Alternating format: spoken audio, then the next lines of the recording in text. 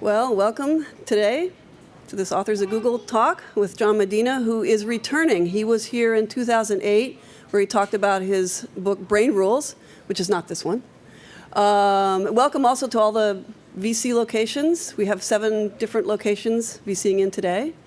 So with that in mind, when you do ask your questions here locally, please use the microphone so that they can hear your questions, and also it will be recorded for YouTube. So, John, who really doesn't need much of an introduction, is on the faculty at the University of Washington School of Medicine in the Bioengineering Department, and is the director of the Brain Center of Applied Learning Research at Seattle Pacific University. And he's here today to talk about his book, Brain Rules.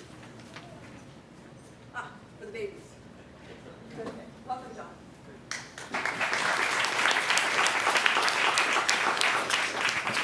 Well, it's a pleasure to be back here again. Vicki tells me that I can't escape from this space so that I can stay glued to the monitor.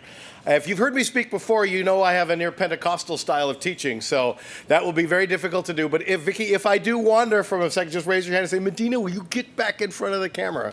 And I'll do my best to stay there. In a minute, I'm going to reveal to you the #1 question I am asked whenever I give lectures on in utero brain development for parents. I'm a developmental molecular biologist by training. Most of my life has been spent primarily as a private consultant, mostly to biotech and pharmaceutical industries. My specialty is the genetics of psychiatric disorders, so I'm very interested in what happens when brains develop in a womb at the level of gene and cell, and then when things screw up and you can get a behavioral disorder. So I spent a long time thinking about the distance between a gene and a behavior, primarily as a glorified troubleshooter. I founded 2 brain research institutes along the way, and in one in particular, because we would investigate how infants process information at cellular, molecular, and behavioral levels, that's where sometimes I would give talks about in utero brain development to parents, actually the parents-to-be.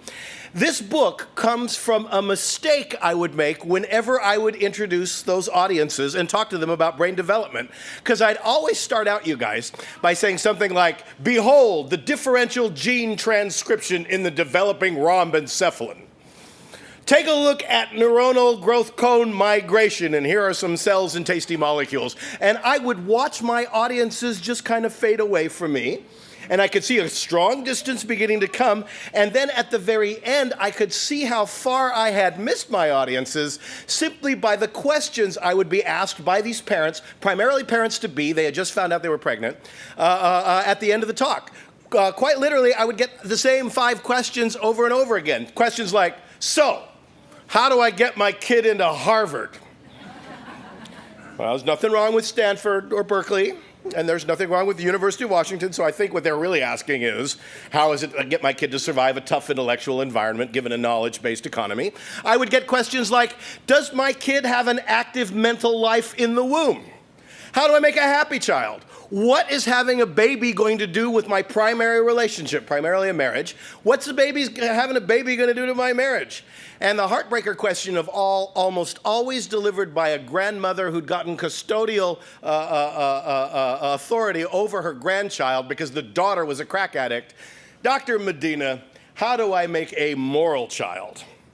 That unexpected nature sort of reminds me of something that is very much in the heart and soul of Brain Rules for Baby, and that is the unexpected nature of what parenting looks like and brain development looks like. And that reminds me of a very interesting story about a clinical pediatrician who has a 4-year-old daughter. And the 4-year-old daughter was in the back seat of a car, strapped into a car seat, and she's a pediatrician on the clinical faculty of a medical school. She's driving, stopped at a light. She's left her stethoscope in the back seat of the car, and as she stopped at the light, she looks and sees the little girl's hand kind of moving over to the stethoscope and grabbing it.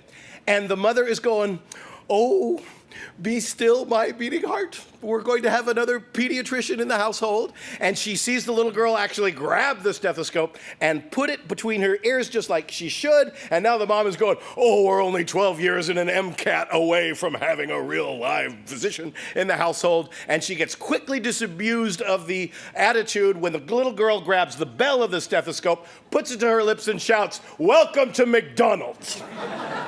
May I take your order, please? So I wrote the book Brain Rules for Baby in an attempt to address some of this unexpectedness, and I decided to take my audiences seriously. I was given them ivory tower.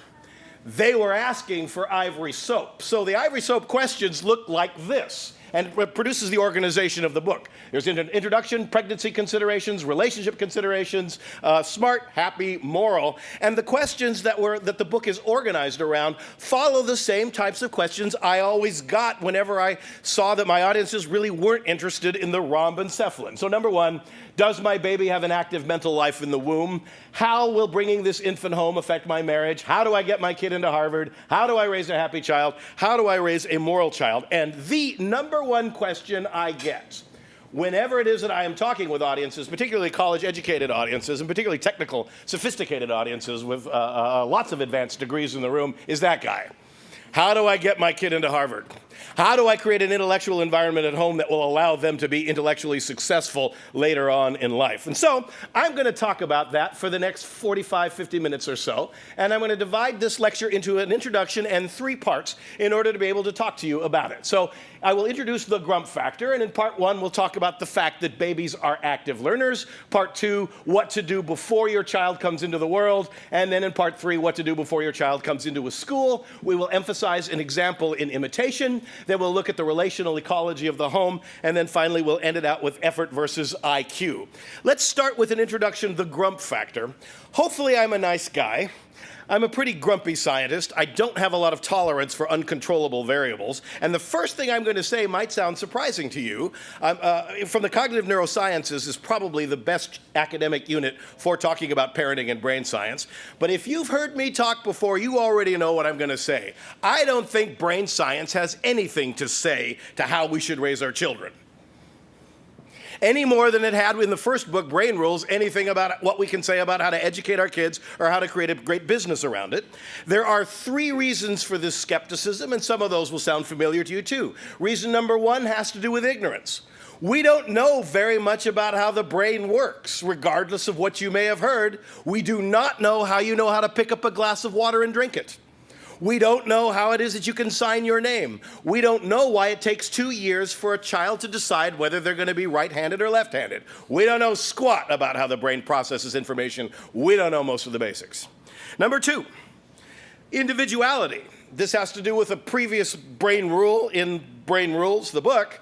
Number 3, every brain is wired differently from every other brain and learns in ways unique to that wiring. Kids are extraordinarily active learners, and they learn in actively wiring themselves differently. And the upshot is, regardless of parenting advice books that might be out there, one size very seldom fits all. And as a result of the balkanization of the individual wiring of the brain, you have to be very careful, especially if you want the hard stuff, the neurosciences, to actually inform your parenting skills. There's a few out there. We're going to talk about them. There's not very many. One size very seldom fits all. Number 3, the data has some real problems for the times that it has been researched. For example, most of the data about parenting and brains are associative in nature rather than causal, and that limits much of what you can say. What I mean by associative is simply this: all bullies drink fluid. That does not mean drinking fluid leads to bullying. It's just that they're co-associated. And a lot of the data in parenting world is a lot like that, and so you have to be careful with it. I would also argue this: I'm not sure how much of the data that's out there in the last 30 years is actually relevant to the real world of 2010, 2011. For example, the American family is changing in 3 very dramatic ways. Number 1, you now have blended families as the norm. 40% of all American children under the age of 15 will experience a parental breakup by the time they are 15. 40% of all babies born in 2009 were born to single-parent households, and the 2010 figure's looking larger. There are gay households. 1 in 5 gay couples are starting a family, yet the data, such as it exists, primarily has been done with heterosexual married couples, most of whom were white. Well, that's where the data we're going to have to mine comes from. But with those caveats in mind, I can now get into the body of the talk. But it's my grump factor, and hopefully you've got a pretty good grump factor too, and I want to start that out. I did write Brain Rules for Baby. There are some things you can say from the sciences, but you have to be darn careful with what you do before you get started. So, if you're taking notes, and I see some of you are trying, you already now notice that I speak at the speed of light. If you still want to keep your pencils up, that will be the triumph of hope over experience, but I wish you well. Take out your pencils. Part 1, babies are active learners. Talking about getting into Harvard, we're going to talk about imitation. They are extraordinarily sensitive to the adult behaviors that surround them. And for that, I want to give you another example that also comes from a pediatrician. She has a husband who is a principal investigator, biochemist. Hot dog lab, boy. 2 NIH program projects, got lots of postdocs and graduate students. She's a clinical pediatrician. They have a 6-year-old daughter, and he has a tradition. Every year he invites, because a lot of his postdocs are from South Asia and the People's Republic of China, he has a lot of folks who have no place to go for Christmas. He calls them Christmas orphans. So he is going to invite them all over for dinner, which he does. Very delighted. They have a very traditional marriage, and that's going to be important in this story in just a second. But the mom, who also has a career and who also has lots of things she's doing, because it's a traditional marriage, even though it's his laboratory, guess who has to do the dinner? She does. She's cooking the dinner. And I will tell you, she gets increasingly pissed off by this as the years have gone by, because the guys are all talking science in the den, and she's having to do all the preparations. And the 6-year-old daughter is observing this anger on the part of the wife, mom. And so it happens, and they cook the dinner, and they sit down for table. And she turns to the daughter just before they all get ready to eat and says, "Honey, 6-year-old daughter, will you mind saying the blessing for dinner?" And she goes, "No, Mom, I do mind. I don't want to do it." And Mom goes, "Well, why not, honey? I'm already stressed enough." She's thinking to herself, I think. Daughter goes, "Well, I wouldn't know what to say." And Mom gets kind of a relaxed look on her face. She says, "That's okay, dear. You just say what you hear Mommy say." Little girl gets this wicked look on her face, apparently, closes her eyes and says, "Oh, Lord, why did my husband invite all these jerks to dinner?" So they are very sensitive to the adult behaviors surrounding. That's an example of a 6-year-old. Believe it or not, we can see this, what is a very strong form of imitative instincts, 42 minutes after a child has been born. That imitative behavior is sometimes called reflective behavior. That imitative behavior can be measured directly after birth, so we think it may be innate insofar as post-birth preloaded software in a kid is innate. Andy Meltzoff did it. He had the guts to do this. He had the guts at 42 minutes of age to stick his tongue out at a baby and then wait. Now, that experiment had probably been done before. Philosophically, in experimental psychology, we used to think that babies were tabula rasa. What's a tabula rasa? Yeah. Blank slate, and that you could just paint your self-portrait as a parent on the kid's brain anytime you wanted, probably thought by a bunch of underfunded experimental psychologists, none of whom had kids. Because if you have kids, you realize they come with all kinds of preloaded software. And Andy was the first to really show how sophisticated and active a learner a baby is just after birth. 42 minutes of age, he sticks his tongue out at a baby and then waits and finds a miracle. The baby sticks its tongue back out at Andy.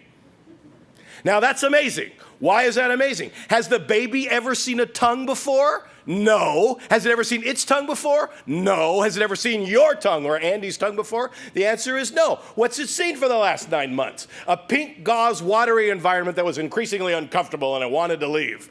But knows that after you've cleaned them up and got the APGAR and you're looking at them, knows that it has a tongue, knows that Andy has a tongue, and knows that if it sequences the right amount of neurons in the right amount of space, innervating not all of the body, but just down through the lower jaw, will in fact stick its tongue back out at Andy. That's preloaded software. Now, it takes some time. It takes about 45 seconds, and this is an experiment you can try at home. If you're pregnant, if you've got, that's the reason why you're here, you've got small kids at home, you can try this at home. But it looks a little bit like, show my age, Joe Cocker at Woodstock, okay? It looks like this. You go, bleh, and the baby goes,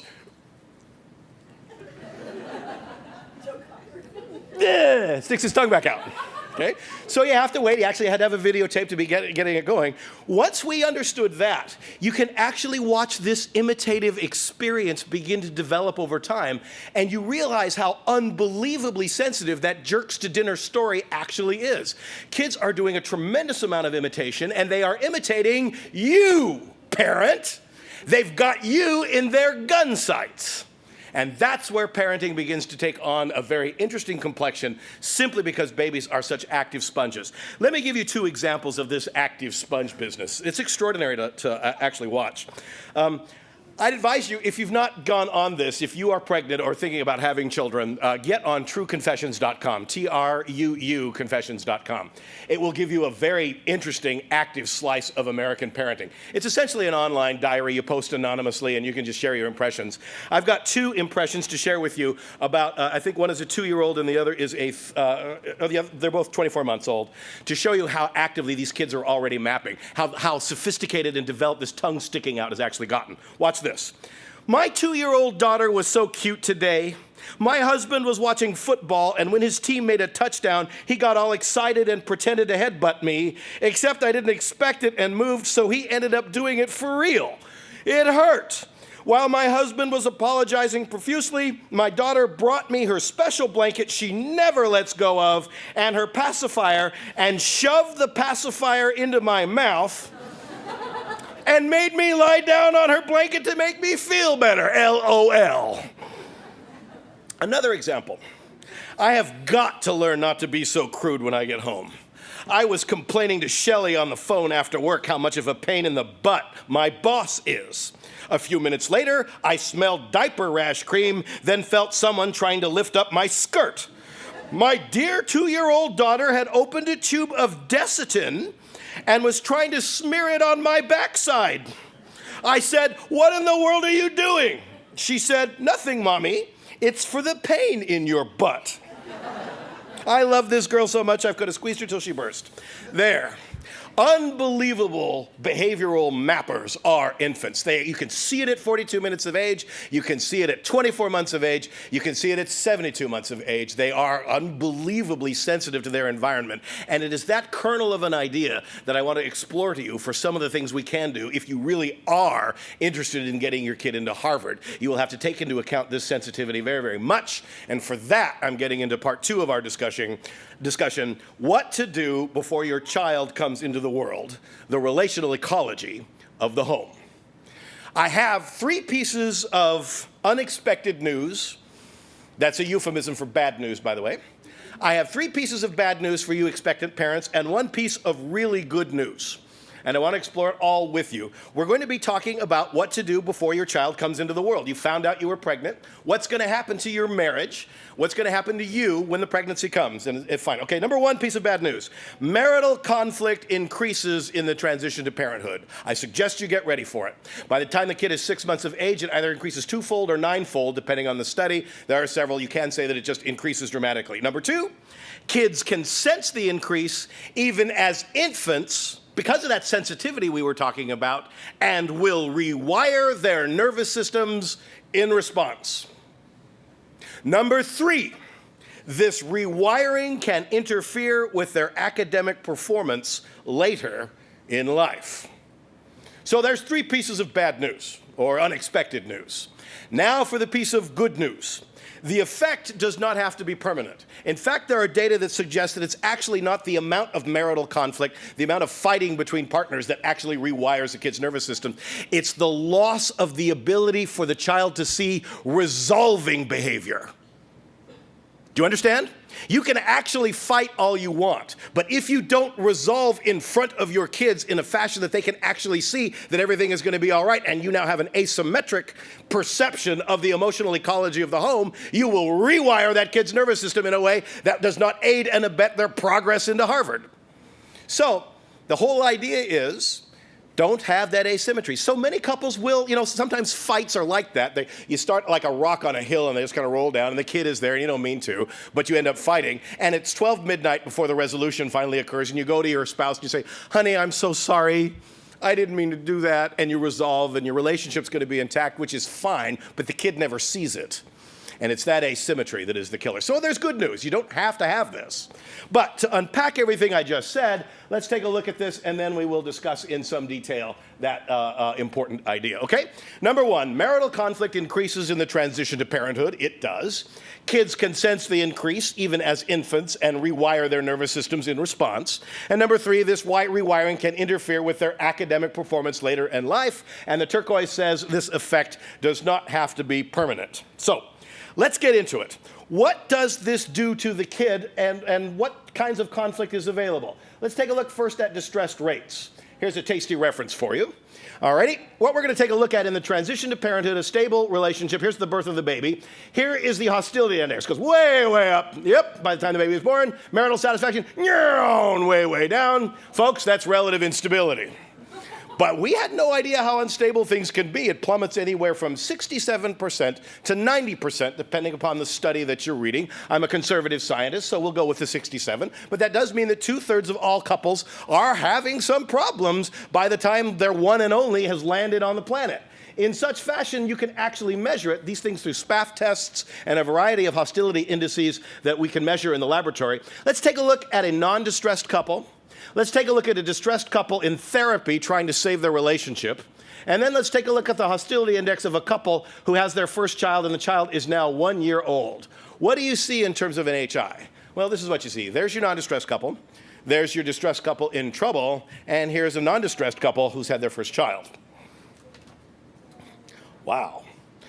If it's going to come to you that this will happen, what will it do to the kid's nervous system if you don't do something? We're going to talk about what to do. But this is what happens. Now, I realize that not all of you are molecular neurobiologists, for sure. So let's just make sure we've done some human anatomy to talk a little bit about what actually happens. You can divide the nervous system into two parts, central and peripheral. Central is brain and spinal column. Peripheral nervous system is everything else. You can take the peripheral and further subdivide it into autonomic and somatic nervous system. Autonomic measures stress, amongst other things, and the somatic system generally is innervating skeletal muscles. That's not completely true. And then if you then take and do this autonomic nervous system, see that word? For those of you who can't read it, that word says stress, amongst other things. If you then take and ask the question, what's it doing to the nervous system? I have to subdivide that guy into two parts, so I'm going to. The autonomic nervous system can be divided into the sympathetic nervous system and parasympathetic nervous system.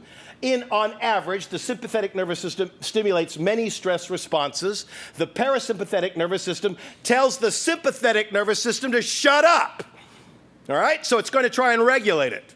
Now, that's not completely true. There's actually equilibrium between these two, and there are some, not to take the nuances only for much, but you can sort of think of this as something that stimulates and something that tries to tell it to shut up. So you're going to look for some emotional regulation, and to do that, to understand the neurobiology of that, I've got to introduce to you one last term. How many of you have heard of cranial nerves before? Have you heard of cranial nerves before? Okay, we're going to talk about, for those of you who have, we're going to talk about the 10th cranial nerve called the vagus nerve, because the vagus nerve is going to take and respond and traffic between sympathetic and parasympathetic actually pretty well. So take a look at it. Sympathetic nervous system and parasympathetic. Sympathetic is going to mediate your stress responses, so it's going to regulate heart, respiration, appetite, cortisol, digestion, and so on. And the parasympathetic is going to tell it to shut up, or at least try to. It's going to have regulatory potentiometers, only by analogy, that you can look at. And the potentiometers are, in fact, the vagus nerve. And it's a very complex system, but we know a fair amount about it. So much so, we can actually measure it. If a kid is going to be emotionally stable, this interaction is going to work beautifully. And if the kid is going to be a basket case, he can't tell his stress responses to shut up. We call that vagal tone. You got high vagal tone, you got a kid who's emotionally right on.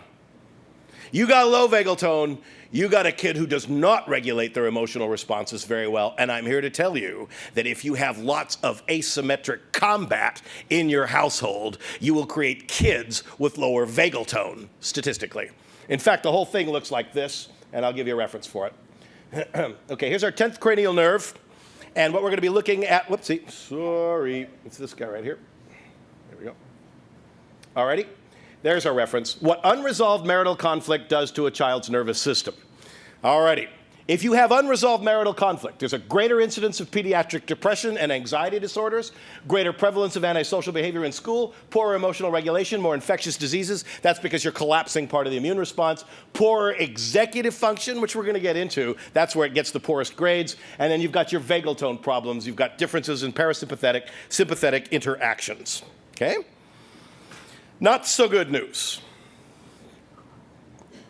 Is there anything you can do about it? The answer is yes, depending upon the following. Researchers began to investigate this question. Well, if it's so toxic, this marital conflict business, what do married couples fight about? And remember, I have to stay with the data, so I'm literally talking about married couples. What do married couples fight about in the transition to parenthood? Well, it falls on gender lines, believe it or not. And to do that, we have to enter into a whole thicket of psychosocial versus genetic issues. There are many more social, cultural influences on gender-specific behavior than there are genetic ones. In fact, I tend to map them. If you want to see what I think are the social prejudices, there are social prejudices against females, there are social prejudices against males, and I decided to map them one time. Here is an fMRI of the social prejudices of the female brain. Here we go. Herd instinct to use the ladies' room. Sense of direction particle. Irrational thoughts. Need to discuss feelings nucleus. Argue and debate lobe. Sex particle. Chocolate center. Weigh all options 100 frickin' times. Need for commitment hemisphere. Shopping and indecision. There's the social prejudices of the female brain. And so then I will ask my audiences, would you like to see the male prejudices of the male brain socialized? And most of them say yes. And so I say, okay, I would be happy to show them to you. There it is.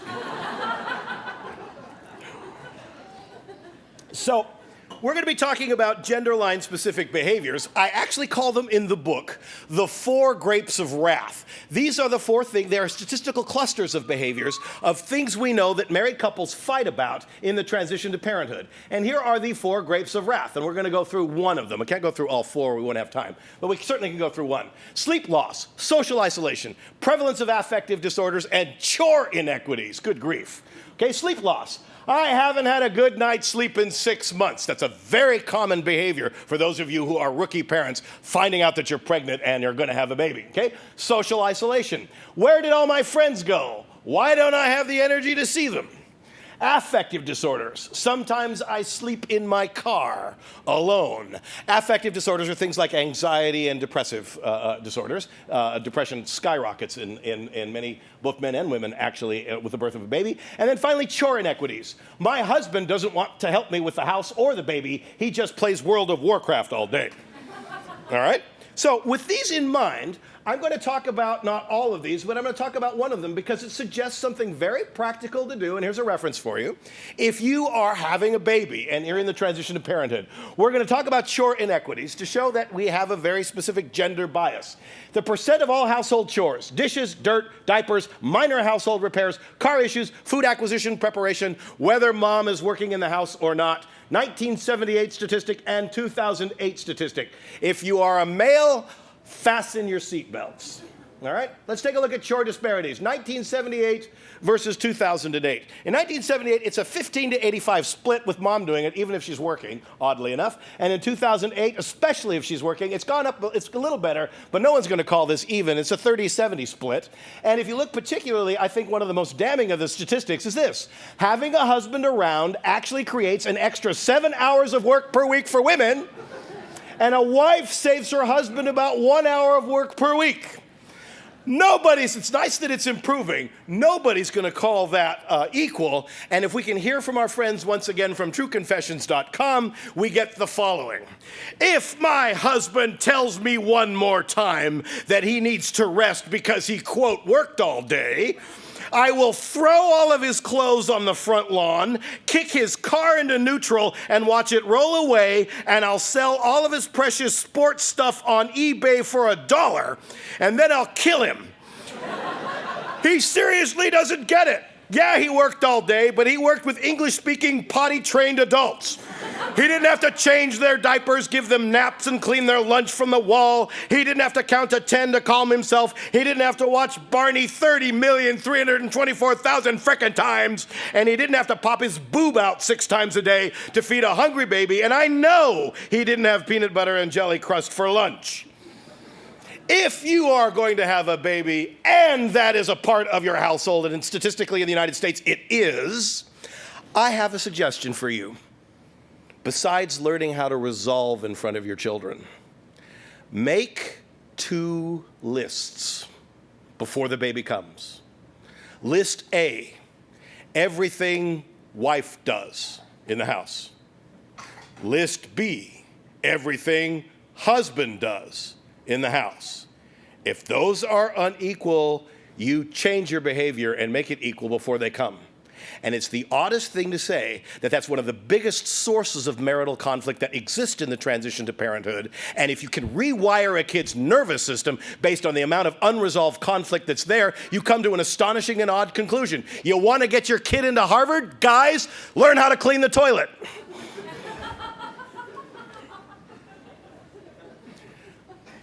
Okay, here's our chore solution right here.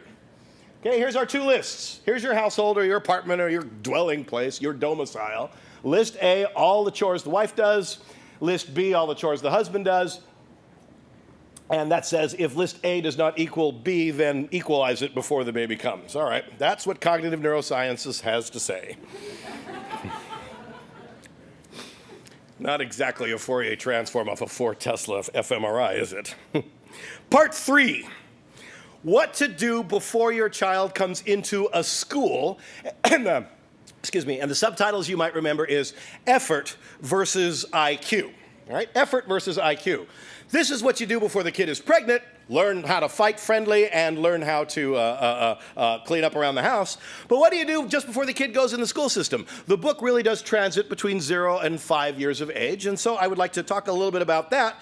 To talk about effort versus IQ, I want to give you an example of what I mean by effort. My mom, 4th grade teacher, was a specialist in effort. She loved to give her budding scientist child brain teasers, but she would never give me the answer. Darn it. She had me do effort. So she really never ever gave me the answer, and I never knew whether she couldn't get the answers, which wasn't likely, she's really smart, or whether she had something of a very interesting insight. I'll give you an example of a puzzle she gave me, and because she's a teacher, she actually had access to certain psychometric tests. This is actually a test you can use in the laboratory. It's called gist and detail test as a function of resolution. It's measuring what we call fluid intelligence of a sort. I'll give it to you. You guys can figure this out in 10 seconds. It took me about a minute, but here it is. Go ahead and tackle that for a second. I think you can probably see this, but I'll read it to you for those of you in the back that might not read it. There are 3 things wrong with this sentence. Can you find them? Okay. Go ahead. There are 3 things wrong with this sentence. Can you find them? Okay? And I, as a little boy, would look at that. Didn't take me all that long for this one. It takes amount of effort, but I didn't get it instantly. Okay? I would look at it and say, how many of you have found you can find 2 of them easy enough. You found the 3rd one all right? Yeah? Okay, maybe a quarter of you? Okay, all right. I'll go through this. There are 3 things wrong with this sentence. Well, the hint is in the gist versus detail, 40,000-foot view versus the 10-micron view. What are you going to take a look at? Well, I could see 2, I would reason. I could see 2 things wrong with this because they're repeating 2 words. There are, that's one error. 3 things wrong, that's the second error with the sentence. And then all of a sudden it would hit me by effort. Wow, there are 2 things wrong with this sentence, but the sentence says there are 3 things wrong with this sentence. There are not 3 things wrong with this sentence. There are only 2 things wrong with this sentence. Whole frickin' sentence is wrong. And I would look at that and I would say, Mom, you son of a gun. Effort versus IQ. And then she'd give me a chaser, you guys. She's a gentle soul, after all. And it's my favorite book of all time. This is a game book says games you can't lose. So these require no efforts. And she just gave this to me, I think, as a chaser, just to make sure I wouldn't be defeated by this. This is my favorite book of all time. Bobbing for Water. Well, that's a game you can't lose.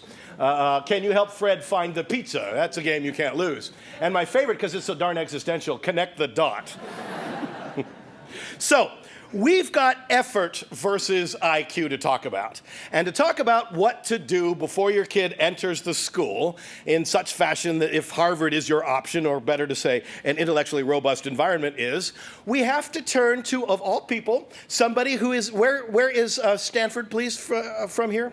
Just point it, is it just that way? It's just over that way? This is the land of Carol Dweck. How many of you are familiar with Carol Dweck? A few of you? All right. For those of you who aren't, you can try and she did not tackle the problem this way, but I'll couch it this way and then bring up Carol's terrific work. You know, let's say you did your job well and your kid got into Harvard or Princeton or Stanford or wherever you think is a hotshot place. What you can see, I'm using Harvard as my metaphor here. What you can see is that you see two phenotypes in the first year of Harvard life. Number one, some kids make it just fine. They do very well. But that's not true of all of the cohorts. Some get crushed by the experience. And they end up leaving before the first year is over. And they have high depressive disorders, maybe, sometimes anxiety disorders. They're not doing very well in intellectually tough environments. And the question you can ask is, assuming a certain level of IQ, if there's a certain level of accomplishment at least, what's up with that? How come you got 2 and not 1? Well, Carol thinks she's got a good answer for it, and boy, I agree with her. Here it is. She was able to show that over the arcing period of your parenting skill, 15 to 20 year period, it fully depended on how you praised or faulted your child's intellectual accomplishment. And I'm going to go over that in some detail, and then I'll be done, then I'll take questions. It fully depended on how you as a parent reacted to your kids' intellectual successes and failures. Here's what you shouldn't do. It's a cluster of behaviors that is so robust and available, she's actually tagged it with a name. It's called FMS, Fixed Mindset Behaviors, if you want to look this up. Okay, I'll provide a reference in a second. Fixed mindset behaviors. You really want to get your kid crushed by Harvard? Do this. Little Johnny gets an A. You'll say 3 things. Little Johnny comes in, and you find he's got an A. Little Johnny, you got an A. I'm so proud of you. You're so smart. That sounds lovely. That sounds encouraging. It is, in fact, toxic. Here's why. What happens over the course of a multi-year period is this. The kid gets it, that I get good grades because I'm so smart. But what is smart? Well, even in the laboratory for us, we have no idea what intelligence is. Like I said, we don't even know how you know how to write your name. It's ephemeral, it's amorphous. We don't know what intelligence is. Little Johnny doesn't know what it is, but you know, I get an A because I'm smart. Well, what happens when little Johnny gets a C?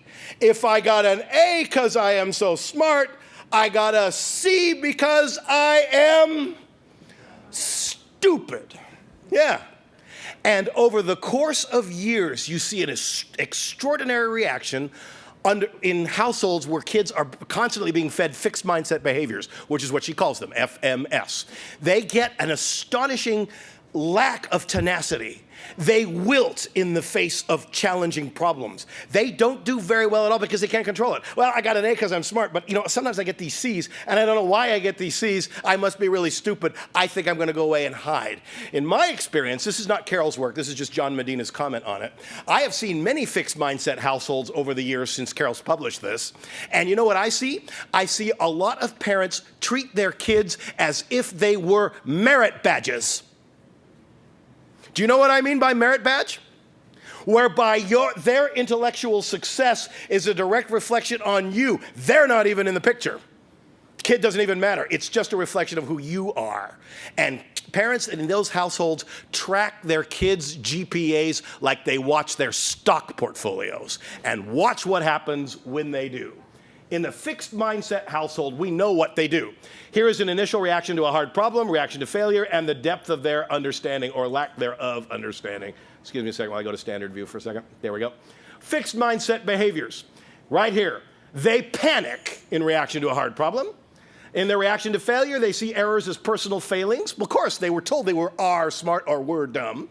So they ruminate on them over and over again. Their depth of understanding is superficial. The goal appears to be pleasing an authority figure with a depth of knowledge. They're not tenacious. They give up much more easily. And that's probably the reason why they get crushed at Harvard. Not only do they have no idea what to do, they have every idea that it could cast an aspersion on them. They've never learned to focus and drill down hard. They are a product of fixed mindset behavior. You want to get your kid to flunk out of Harvard? By all means, tell them they're smart.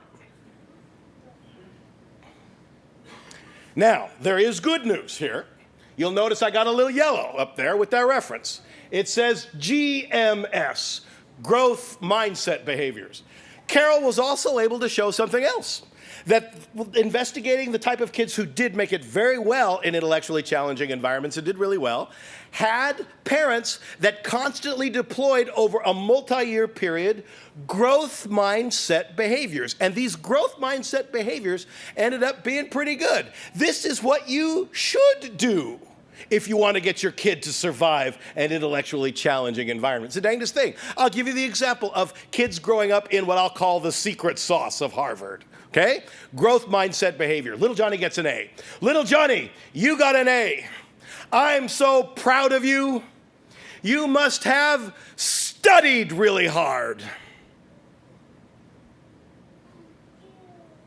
You see the difference? They're not even in the same emotional universe, are they? I studied really hard. That's why I got an A. Deploy that over a long period of time. And what you see is this. They get it that I got an A because I studied really hard. Well, when they get a C, if I got an A because I studied really hard, if I get a C, it's because I what? Didn't study hard enough. And parents in growth mindset households, in my experience, now this is not Carol's work, it's just John's comment on it again, I have seen that parents in these households actually teach their kids how to focus. And they almost ignore their GPAs. It's the dangest thing. They don't really care about how their kids do as a function of some benchmark. They care if their kids are applying effort. And when you do that, you will generate the type of student that will be welcome in my laboratory any day. Because their attitude towards a challenging problem is, yippee, let's go find out. And they do not panic simply because they have faced a Goliath. Looks like this. In the GMS households that are available, growth mindset. They are relaxed, often feels delighted with a challenge in response to a hard problem. Their reaction to failure? Well, they perceive errors as problems to be solved, not as personal problems, not some cancer that's somehow in them. Their depth of understanding, this is why I want them in my laboratory. They go deep. Their goal appears to be focused on solving problems, not impressing authority figures. They are tenacious. They don't give up readily. That's why I want them around. Now, I've mostly been a consultant most of my life, and I'm consulting with lots of labs, and I can almost pick out the graduate students that have been grown up in fixed mindset households versus those that have grown up in growth mindset households. You grow up in growth mindset households, you are fundamentally curious about learning. You grow up in a fixed mindset household, in my opinion, you don't care about learning, you care about pleasing.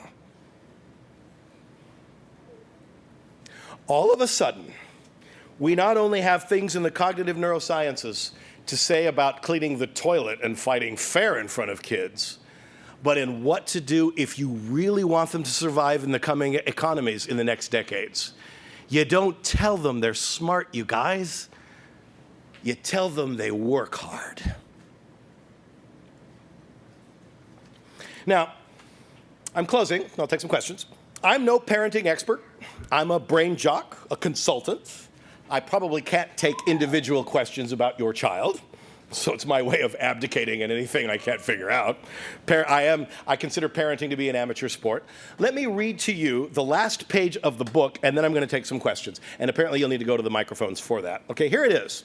It's my summary statement of parenting, all in fact, even though I've been cloning genes out of brains for a couple of decades now. In the messy world of child rearing, it can be startling how profoundly a two-way street a parent-child social contract really is. You may think that grown-ups create children. The reality is that children create grown-ups. They become their own person, and so do you. Children give a lot more than they take. This hit me one night when my wife and I were snuggling with our younger preschooler, putting him to bed. My wife hugged him and thought he felt like soft bread dough. She said to him, "Oh, Noah, you're just so squeezable and soft and delicious." It sounds like a Charmin commercial, doesn't it?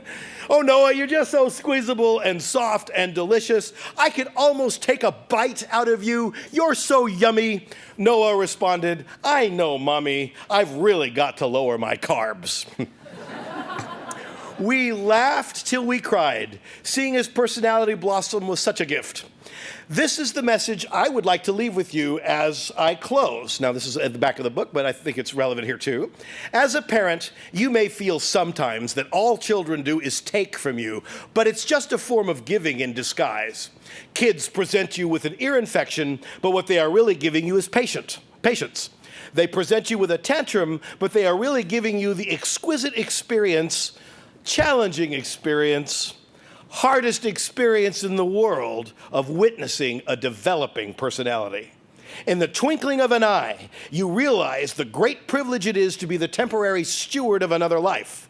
Before you know it, you've raised up another human being where there was once only a point of view. I said that parenting is all about developing human brains, which is something I say a lot in the book. But my aim was inches too high. Parenting is all about developing human hearts. At the end of the day, it doesn't really matter if your kids get into Harvard, because parenting isn't a matter of celebrating report cards. It is a matter of celebrating relationships. There is no idea in this book or this talk more important than that one. Thank you very much.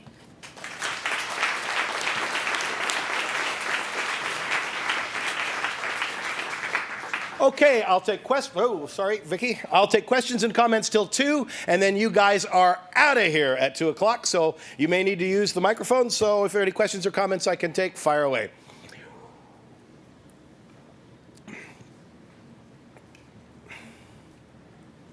There's one question online. Okay. The person M asks, does constant positive reinforcement impacts our kids positively or negatively? Yeah, it's a great question.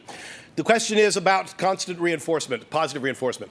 Constant positive reinforcement is a very good thing, but I would also argue that it is not the only toolkit you need to have in your parenting supply. There is a great researcher by the name of Diana Baumrind came up with what she says is the ultimate style of parenting, and she actually calls it authoritative parenting. It is a deep supply of positive empathy, and it's got Heimgenot in it in lots of places. But if you look at households where they have high-functioning, emotionally regulated kids doing very, very well, who actually get really good grades, and fewer infectious diseases, there are very clear rules and expectations in the household. Do you know that? So it isn't just about positive reinforcement, it's also ability to produce boundaries. I think of them a lot like the banks of a river, the boundaries that you give your kids. If you have the banks of a river, you can give them guidance and whatnot. Those banks in these households are made out of titanium. They're almost not movable. So you have this interesting balance between warmth and praise, as the questioner suggests, and it's strong there, but also the strong sense that, we've got some rules here in the family, and you can't violate them. And we're going to give them strong enough that there will be both rewards and punishments for it if you either exceed the rule or fail the rule. Those produce the best kids, statistically, according to Diana Baumrind. Yeah, go ahead. Hello. So I've got she's almost 1 at home, and I notice a lot of times she'll do something, and it's, something good, and then she'll look, and she's waiting for the praise. Uh-huh. How do I get her so she's interested in doing good things, on her own, and not doing it for the praise? That's something I'm sort of been concerned with at home. I see. Well, I would not stop the praise 1 iota. She's looking for approval, she's looking for safety, she's looking for all kinds of things. Eventually, she will get recursive on her own. I think you know what I mean by that. But for a period of time, particularly in the first year of life, they're still working out safety issues. And so there's attachment things that are going on, and they want to look to you to see, is this okay that I still do this? And if you say, yeah, it's okay that I still do this, yeah, it's still okay, there is an envelope not of dependence that is growing, but of safety that is growing. So I would argue, particularly in the first year of life, you pour it on. You're not ready to, the kid will go, if you will, self-independent on her own. Wait for a year from now when you get with something called the terrible twos. You will long for this day. It'll be just fine. Yeah, you bet. I'm wondering about there's this extreme of saying you did well because you're smart, or you did well because you worked hard. And if you say, I'm really proud of you, you did well because you worked hard, the kid might know better. It's like, I sailed through that, I didn't have to do squat. Uh-huh. Yeah. Well, then they need to go to another school. It's actually a very good point, because there will be a point, particularly, I call it the BS meter, or the authenticity meter, might be a better way to say it. There will be a point when you'll look at them and they will say, oh, you've studied really hard, and the kid goes, no, I didn't. And if that's the case, the bar needs to go up. Does. The point of being able to see this, or at least if you want the assay to see this, you see this best in problems where they are challenged. And if they're not challenged enough, then give them so that their intellectual elbow grease can really get started. So I would actually argue that it's going to be a give and take, and parts of that bar probably need to be raised. Yeah.